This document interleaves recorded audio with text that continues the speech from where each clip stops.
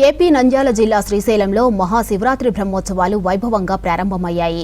బ్రహ్మోత్సవాలలో భాగంగా శ్రీకాళహస్తి దేవస్థానం తరపున ఆలయ EO Bapireddy, chairman Sai Prasad, AEO Mohan Bhramaramba దంపతుల మల్లికార్జున స్వామివారికి పట్టు వస్త్రాలు సమర్పించారు. పట్టు వస్త్రాలకు ప్రధాన అర్చకులు ప్రత్యేక పూజలు నిర్వహించి హారతులిచ్చారు.